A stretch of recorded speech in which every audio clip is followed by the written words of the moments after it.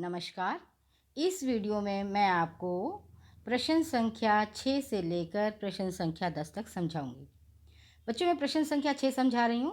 साहस और शक्ति के साथ विनम्रता हो तो बेहतर है। इस कथन पर अपने विचार बताइए। विनम्रता सदा बच्चों शक्तिशालियों को ही शोभा देती है। कमजोर और कायर व्यक्ति का विनम्र होना उसका गुण नहीं माना जाता, उसकी मजबूरी मानी जाती है।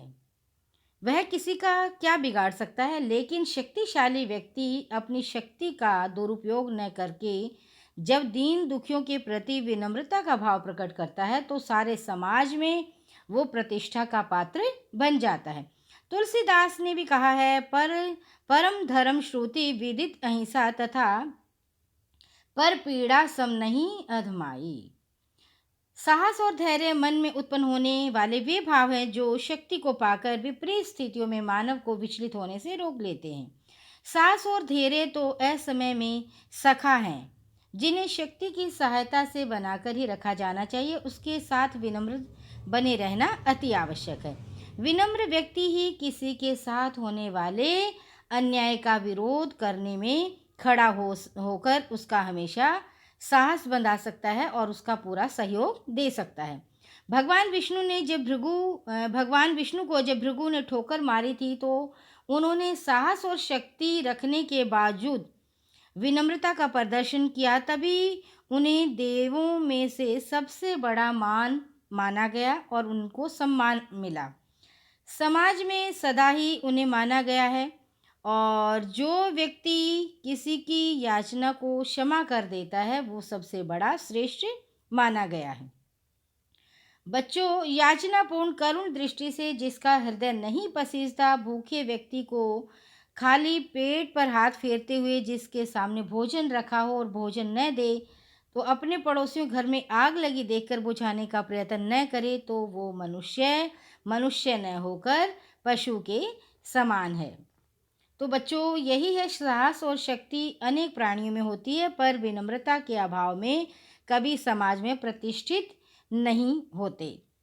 जब हमारे हृदय में विनम्रता का भाव हो तभी हम दूसरों के अवगुणों को भुलाकर उनकी मदद करने के लिए हर समय तत्पर रहते हैं। प्रश्न संख्या बच्चों 7 है। इसमें जो है विहिंसी भाव स्पष्ट करना है। 3 वो दिए गए हैं। पहले कै पढ़ रही हूँ।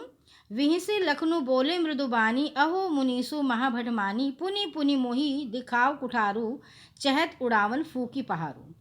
बच्चों, इसमें लक्ष्मण ने परशुराम के अभिमानपूर्ण स्वभाव पर व्यंग्य किया है। वीर वो होता है जो वीरता का प्रदर्शन युद्ध क्षेत्र में करे, युद्ध भूमि में करे, व्यर्थ में डींगे ना हाँके। जब परशुराम ने कहा कि उन्होंने अपनी भुजाओं के बल पर बहुत क्षत्रियों को मारा है और उनके राज्य को ब्राह्मणों को दे दिया है, सहस्त्रबाहु जिसकी 100 भुजाएं थी उनको मैंने काट डाला, तो लक्ष्मण ने फिर मुस्कुरा कर कहा, मुनीश्वर, आप तो अपने आप को बहुत बड़ा योद्धा मान रहे हैं। आप बार बार कुल्हाड़े को दिखाकर मुझे डराना चाहते हैं। फूंक मारकर तुम तो पहाड़ उड़ाने वाली बात कर रहे हैं। तो भाव यह है कि राम और लक्ष्मण ऐसे क्षत्रिय वीर नहीं थे जो सरलता और सहजता से परशुराम से हार मान जाते। ठीक है बच्चों, अब मैं दूसरा ख भाग समझा रही हूँ। यहाँ कुंबड़ बतिया को नाही, जे तरजनी देखी मरी जाही, देखी कुठार सरासन बाना, मैं कछु कहा सहित अभिमाना। कवि ने परशुराम के झूठे अभिमान को काव्य के माध्यम से स्पष्ट किया है कि समाज में जो पुरानी उक्तियां हैं कि जो ये कुंबड़ बतिया है, काशी फल है, तरजनी की संकेत करने पर वो मर जाता है, इशारा ही करने पर। लक्ष्मण ने जो काशी फल जैसा अपने आप को कमज़ोर नहीं माना और परशुराम की धमकी मात्र से वो भयभीत नहीं हुए। तो लक्ष्मण ने यदि अभिमान पूर्वक कुछ कहा तो उनके अस्त्र शस्त्र और फरसे को देखकर ही कहा था। ठीक है बच्चों, अब मैं गए भाग समझा रही हूँ। गाधी सोनू कर हृदय हंसी, मुन ही हरि हरे सूझ, अय मैं खांड के उख में अजहू न बूझ अबूझ। बच्चों, विश्वामित्र ने परशुराम की अभिमान पूर्वक वाणी सुनकर, उनकी वीरता संबंधी बातें सुनकर व्यंग्य भाव से कहा, हे मुनि, हे परशुराम, तुम्हें तो हर जगह हरा ही हरा सूझ रहा है। तुम हर क्षत्रियो को एक जैसा मान रहे हो। तुमने जो और क्षत्रियों के साथ किया, तुम जो है राम लक्ष्मण के साथ भी वही करना चाहते हो और इन्हें युद्ध में हराना चाहते हो। इसलिए उन्हें लगा कि राम लक्ष्मण को भी युद्ध में आसानी से हरा लोगे। लेकिन ये साधारण क्षत्रिय नहीं है, ये परब्रह्म हैं, ये भगवान विष्णु का अवतार हैं। गन्ने से बनी खांड नहीं, बल्कि ये फौलाद से बनी खड़ग के समान है। क्या कहा बच्चों उन्होंने कि गन्ने से बनी खांड नहीं है, बल्कि फौलाद, फौलाद होता है लोहे से जैसे बनती है, खड़ग तलवार होती है, तो इनकी बाहें जो फौलाद के समान हैं, लोहे की खड़ग के समान हैं। हे मुनि, तुम व्यर्थ में इन्हें समझ नहीं रहे, तुम इन्हें समझने की कोशिश करो, ये साधारण क्षत्रिय नहीं हैं। अब बच्चों आपको प्रश्न संख्या 8 समझा रही हूँ। पाठ के आधार पर तुलसी की भाषा सौंदर्य पर पंक्तियाँ बतानी हैं। तुलसीदास ने जो है रामचरितमानस जो है वो अवधी भाषा में लिखी है और अवधी भाषा के ये लोकप्रिय और परिनिष्ठित रूप से इन्होंने साहित्यिक रूप में अवधी भाषा का प्रयोग किया है।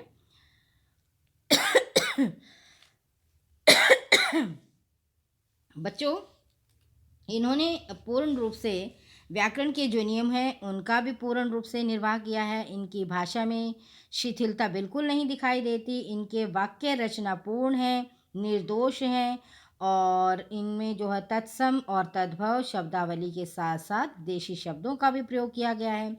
लोक प्रचलित मुहावरे और लोकोक्तियों के कारण इनकी भाषा सजीव, प्रभावपूर्ण और प्रभावशाली बन गई है। जैसे बच्चों गधी सोनो कह हृदय हंसी मुनहि हरि अरहि सूझ, मिले न कभू सुबर रनगाड़े, द्विज देवता धरही के बाड़े। गोस्वामी तुलसीदास जो है प्रसंग के अनुकूल ही इन्होंने भाषा का प्रयोग किया है। इनमें जो है रस की अनुकूलता भी देखी जाती है और जो भी जिस स्थान पर इन्होंने जिस वाक्य शब्द का प्रयोग किया है वो स्पष्ट है। इनकी भाषा, इनके भाव, इनके विचार पूर्ण रूप से अपने काव्य के अंदर इन्होंने अच्छे से अभिव्यक्त किए हैं और इनके जो रस की जो इन्होंने अभिव्यक्ति प्रस्तुत की है उसमें इन्होंने पूर्ण रूप से सफलता पाई है। इनकी जो भाषा का जो नाद सौंदर्य है वो बहुत सुंदर है। इन्होंने पूरा नाद सौंदर्य में पूरा ध्यान रखा है और इनकी भाषा बच्चों जो है एक बहुत बड़े साहित्यकार की भाषा है। एक हिंदी कवि की भाषा ही नहीं है बल्कि एक बहुत बड़े साहित्यकार की भाषा है। बच्चों प्रश्न संख्या 9 समझा रही हूँ। जो प्रसंग है ये एक व्यंग्य अनूठा सौंदर्य है, ये स्पष्ट करना है। जो तुलसीदास हैं ये हिंदी के श्रेष्ठतम जो है श्रेष्ठ कवि हैं भक्त, उनमें से इनका स्थान विशेष है और ये दार्शनिक काव्य लिखने में इनका अनूठा सौंदर्य है। परशुराम की जो करनी और कटाक्ष पर इन्होंने सुंदर सहज रूप से अभिव्यक्त किया है। लक्ष्मण ने शिवजी के धनुष को धनुही कहकर परशुराम को जो परशुराम का अहम था उसको चुनौती दी है और व्यंग्यपूर्ण वाणी में कहा, बिहसी लखनु बोले मृदुबानी, अहो मुनीसु महा भरमानी, पुनि पुनि मोहि दिखाऊ कुठारू, चहत उड़ावन फूके पारू, यह कुंभड़वतिया को नाही, दे तरजनी देखी मरी जाई। तो यहाँ पर लक्ष्मण ने जो व्यंग्य किया परशुराम पर, जो कहना था उन्हें स्पष्ट शब्दों में कह डाला व्यंग्यपूर्ण भाषा में। तो परशुराम तो मानो काल को बार बार से बुला रहे हों लक्ष्मण के लिए। भला इस संसार में ऐसा कौन है जो उनके शील को नहीं जानता। वे तो संसार में प्रसिद्ध हैं। वे अपने माता पिता के ऋण से मुक्त हो चुके, अपने गुरु के ऋण से भी मुक्त हो जाना चाहिए था। सोज जोनु हमरे काड़ा, दिन चली ब्याज बढ़ भागा। अच्छा बच्चों अब जो है इसमें प्रश्न संख्या में आपने 10 में जो है अलंकार बताने हैं। छोटी छोटी पंक्तियाँ दी गई हैं। बालकू बोली बधऊ नहीं तो ही। बच्चों इसमें देखो बै बै की बार बार से आवृत्ति है, तो कौन सा अलंकार? अनुप्रास अलंकार। अगले में देखिए बच्चे, कोटि कुलिस सम वचनु तुम्हारा। इसमें देखो सम आ गया है, जहाँ पर सम आ जाता है उपमा अलंकार है। और यहाँ पर कह की पूर्ण बार बार से आवृत्ति हो रही है, बार बार से पुनः आवृत्ति है, तो यहाँ पर अनुप्रास अलंकार भी है बच्चों, दोनों अलंकार हैं इसमें, उपमा और अनुप्रास। बच्चों अगला है, तुम्हें तो कालू हाक जनु लावा, बार बार मोही लगी बुलावा।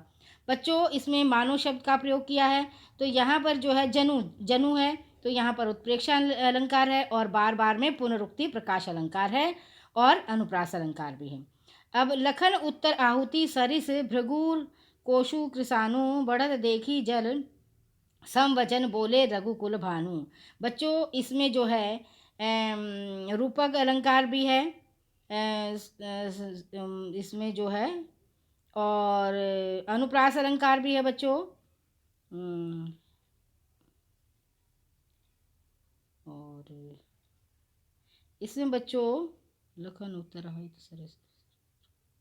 अच्छा, यहाँ पर जो है बच्चों भृगु वर कोपु कृसानु, तो यहाँ पर जो है, और यहाँ पर तो रूपक अलंकार आ गया। और बढ़त देखी जल समवचन बोले, समवचन यहाँ पर बच्चों समवचन में है उपमा अलंकार। ठीक है बच्चों, अब आपको अच्छे से मैंने इसके सभी प्रश्न समझा दिए हैं, तो आप इस वीडियो को पूरा देखेंगे ताकि आपको बच्चों सभी प्रश्न अच्छे से समझ आ सकें। धन्यवाद बच्चों।